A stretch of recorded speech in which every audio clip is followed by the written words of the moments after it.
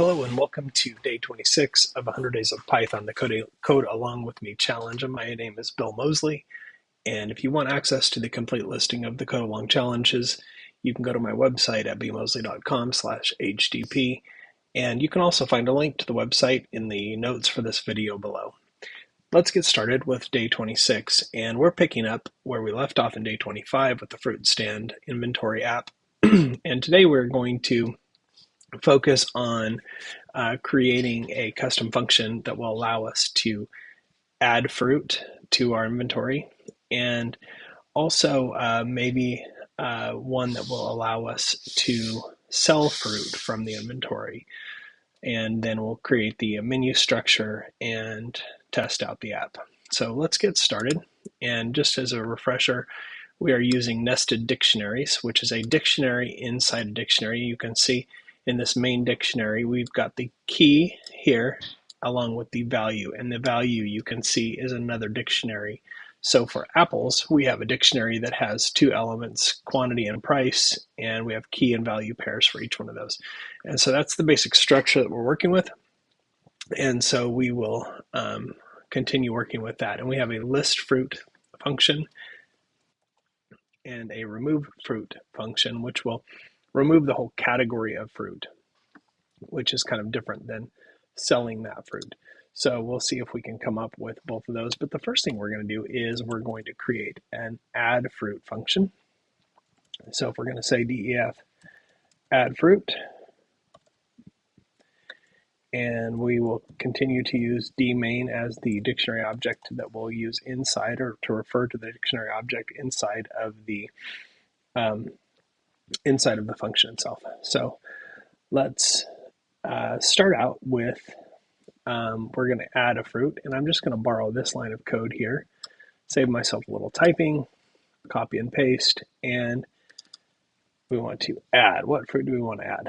So we'll start out by typing the name of the fruit, and then we need to check and see if that fruit already exists in the database here, or in the dictionary. And so we're going to, again, borrow a little bit here, because we want to make sure that that one hasn't already been put into the inventory or doesn't already exist. And so if str fruit is in dmain, then we're going to say print that fruit is already in the inventory. Okay, and we'll move on at that point. And if it doesn't exist, then we will begin the process of adding that fruit.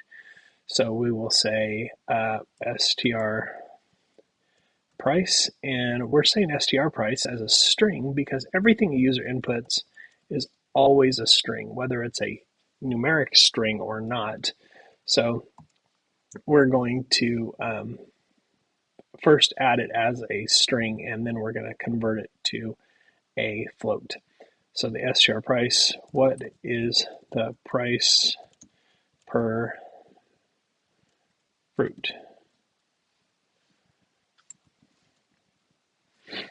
And then we will convert that to a float, and we can do that a number of ways. If I wanted to be really safe, I might use some error handling there or some error catching. We're going to, for now, just assume that the user is going to put in an appropriate price, something numeric, whether it's a decimal or whether it's an integer. We're going to convert it to a float and just pretend that the user always knows what they're going to do. Obviously, in a regular situation, you would never do that. But in this situation, for the sake of simplicity and focusing on the things we want to focus on, we're just going to convert it to a float.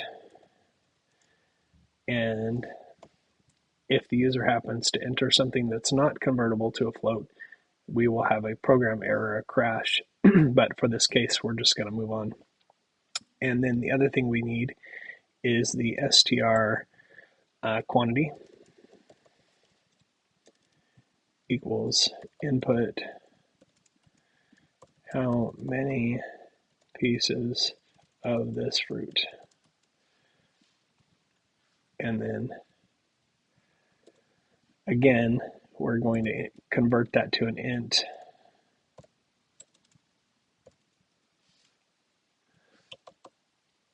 And we'll, just for the sake of uniformity, we'll just abbreviate quantity that way. And then we're going to convert to an int, str quantity. And now we have the price and the integer. And so what we're going to do is when we're putting together a new entry like this, the easiest way to do that is to create the inner dictionary and then assign it to the key. So let's create the inner dictionary. Okay, is going to be a dictionary, and we've got quantity then price, just for the sake of uniformity. Quantity is equal to the int quantity, and price is the float price. Okay, so there is the inner dictionary, and then we are going to say d main, and we're going to add it to the dictionary using the new fruit name is equal to d inner, and so that will set this as the value and assign it to the key of whatever the fruit name is. And so since that fruit has already been verified to not exist, we won't be overwriting anything. So we will say print, and we will say f-string str fruit has been added to the inventory. And then what we probably want to do is run the list fruit to show the fruit that's in there. So we'll say list fruit, and we'll say d main, and then the last thing we want to do is return d main.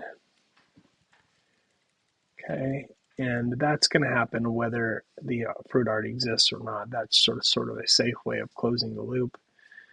And one thing we forgot here on the remove fruit is to return that d main as well. So return d main. So now we've got our add fruit, remove fruit, list fruit. Let's do one more, and let's do a sell fruit, def sell fruit. And once again, d main. We're going to use that for consistency.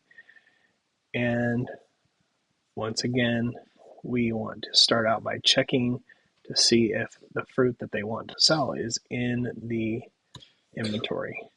But we're going to first start by listing the inventory. List fruit, d main, and then we're going to say, what fruit do you want to sell?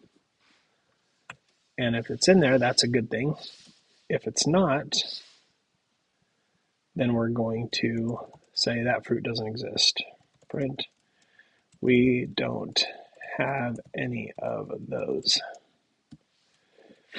Okay, so we'll go back into the main thing. If the fruit exists, then we'll say, I think what we do at this point is we tell the person how many pieces of that fruit are there. So what we're going to do is we are going to say, we're going to say dtemp. We're going to really quickly grab a temporary dictionary object that represents this piece here so we can pull the quantity and price out of it. So if that fruit exists, then we're going to say dtemp equals dmain, and we're going to say str fruit.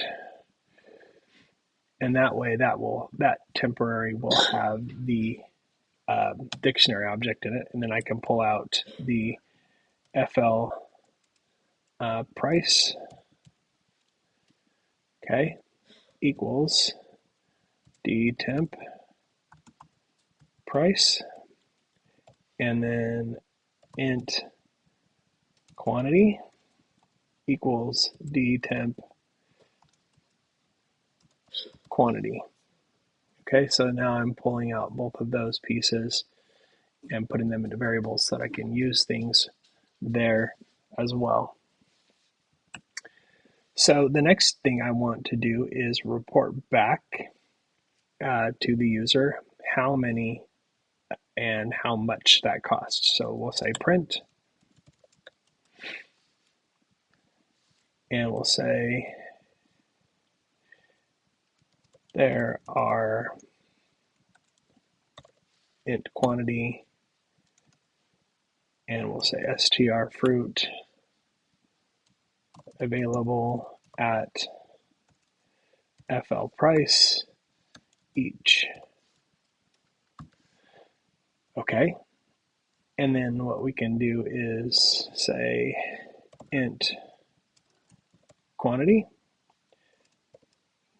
int quantity to buy. So I'll just abbreviate that in QB so I don't have to type a really long thing, equals input how many do you want?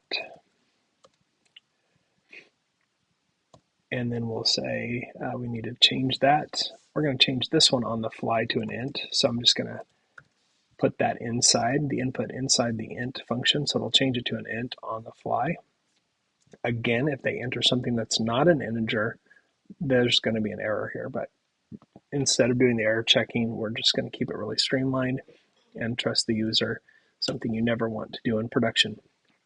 So int quantity to buy.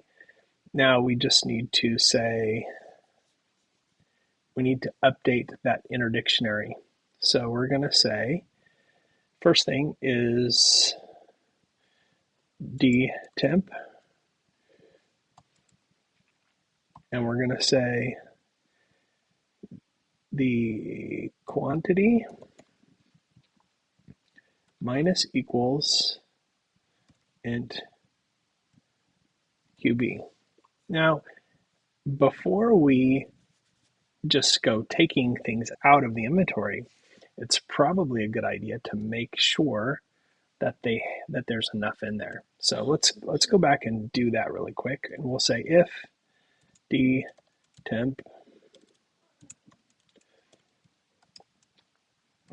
quantity is greater than int quantity to buy, then we're going to allow it. So we're going to say we're going to take that out of inventory, and then we are going to update the main record in dmain. So dmain, and we're going to say str fruit equals dtemp. That's the updated dictionary with the new quantity in it. And then we're going to say str total equals int quantity to buy times FL price. And then we say print you sold or you bought, let's just say. And this is going to be an F string, so we can insert that data int QB. And we're going to say str fruit. And we're going to say for a total of, and we're going to say FL. Actually, this should not be an str total. This is going to be a float. So we'll say FL total. And that will be it. And if they don't have enough quantity in there, we can't sell that many. We don't have that many str fruit. Notice that changed to an F string there. And we'll just kick them back out to the beginning. And in the end, we have to return the main after it's been updated or not. We're going to return it regardless of those things. Oops, that's going to go outside of this. So let's get rid of that white space and put that right there. That's the very last thing we do. So there we go. And there is my cell fruit. Let's try it out. Cell fruit, D fruit. So there's my inventory. What fruit do you want to sell? Apples. Yeah, there are 10 apples available at 49 cents each. Let's buy 5 apples. About 5 apples for a total of $2.45. I'm going to list the inventory again after that. So let's do this, and we'll say list fruit, D main. Let's run that one more time and see how it plays out. Switch fruit, apples. I want to sell 6 apples. So see, now we have the inventory down to 4 apples, 49 cents each, and everything appears to be working right. So that's great. Now that I have these defined, I can just roll them up. I don't need to know what's going on inside of those. And now I can start building out the main part of my program. So I'm going to say times 60, copy. This will be my clever little heading, print fruit stand inventory. And we'll center that, and I'll add a 60. And then go ahead and pop a blank line or two on the end there. And then we will present the main menu. Not paint, we want to print. Okay, so I'll use the triple quotes so I can span multiple lines here. And we'll just get going with main menu. 1, 2, list inventory. 2, add a fruit. Remove a fruit. And 4, to sell a fruit. Okay, and then 5 will be to exit.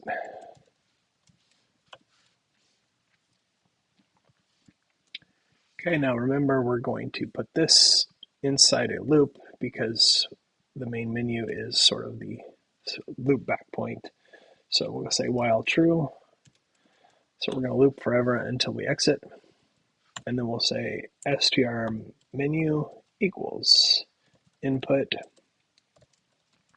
What do you want to do? Okay, so we will do that.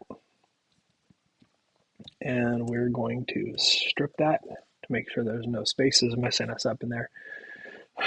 Strip removes the white space from the beginning and end of the user's input. A lot of times users will hit the space bar just sort of instinctively, so we want to avoid that messing us up. Now we're going to say if str menu equals 1.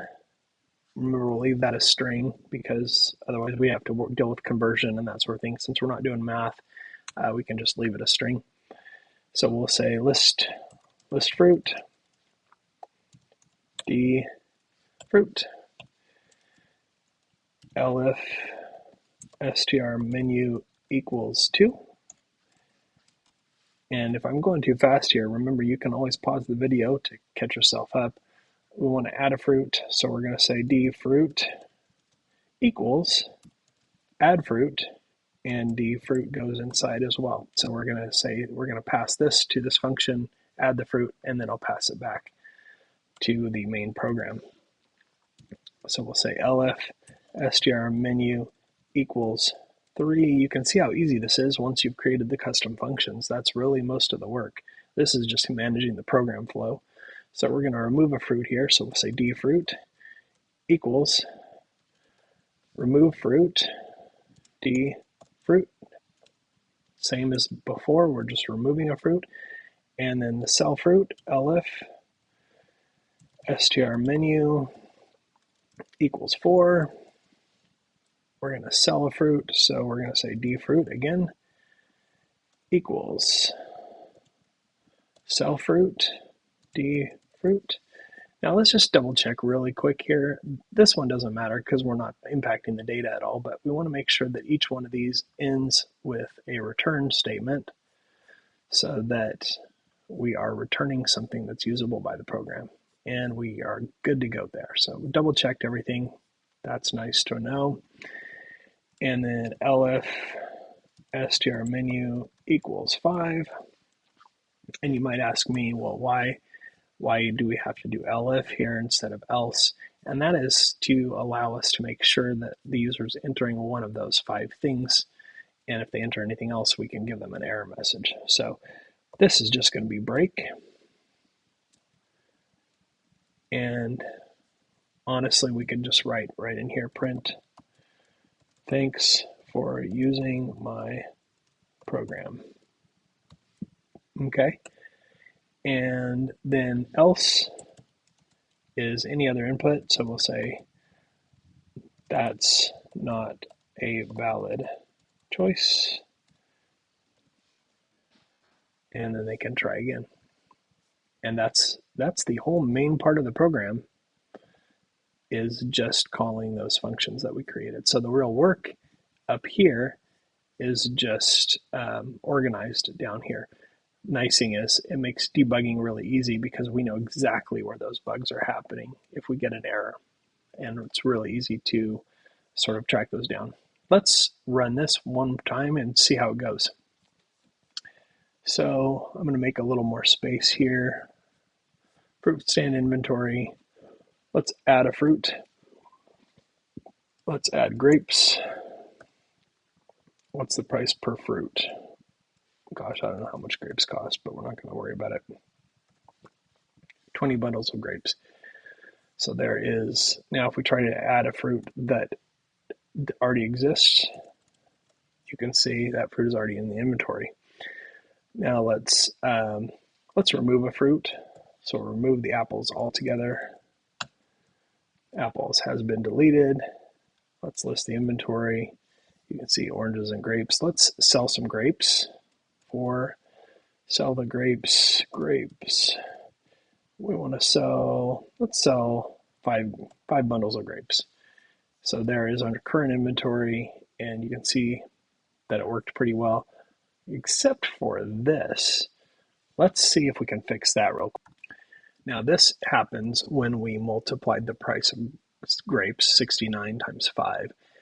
And it's just a rounding error. It's a lack of precision in Python, but it doesn't really have to do anything significant to us because what we can do is just format that so that it shows only those 2 decimal places.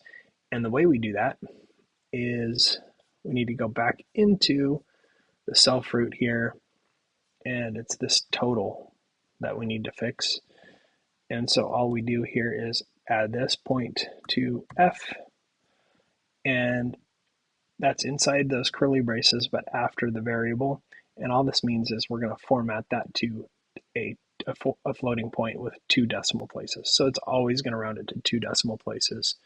Let's run that again and just make sure we're doing what we're supposed to. So we're just going to get right into selling the fruit. We have oranges, and let's sell some oranges. Let's sell 5 oranges at 79 cents each.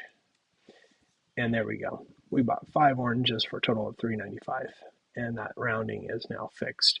So that is our fruit stand inventory app. Hopefully you've learned some new things today. Join me tomorrow, and we will keep going on our 100 Days of Python Coding Challenge. Thanks a lot. Bye-bye.